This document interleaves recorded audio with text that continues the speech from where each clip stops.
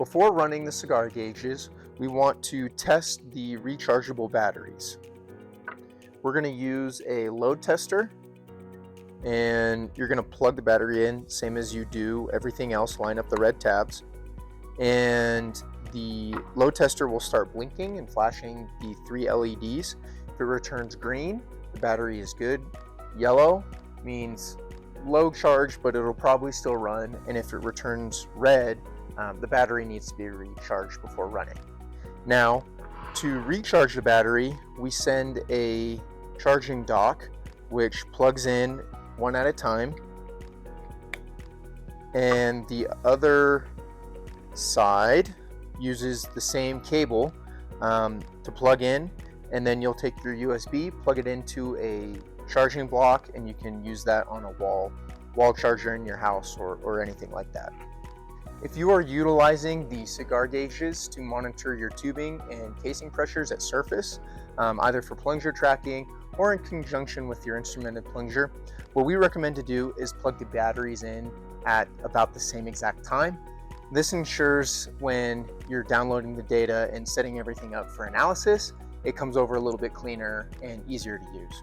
So same idea as the other ones. These lithium-ion rechargeable batteries, you can line up the red squares and the tabs and just go ahead and plug them in pretty close, or as close as you can together. That way you don't have to slide data as much in the program.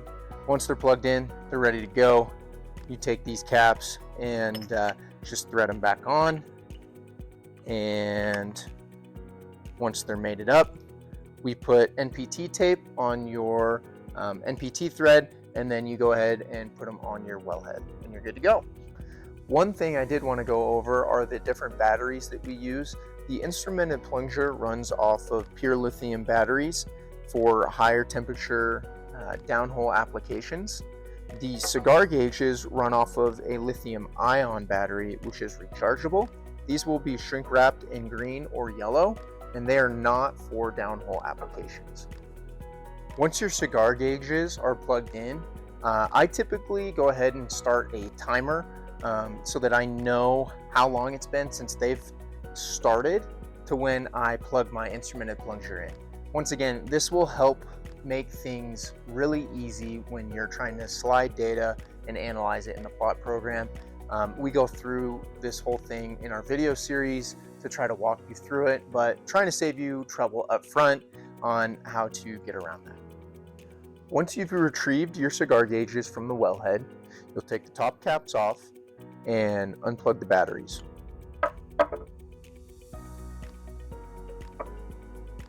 Now, to download the data, we do the same process as on the instrumented plunger. You line up the tabs with the red square and you insert firmly. And then you grab your connector cable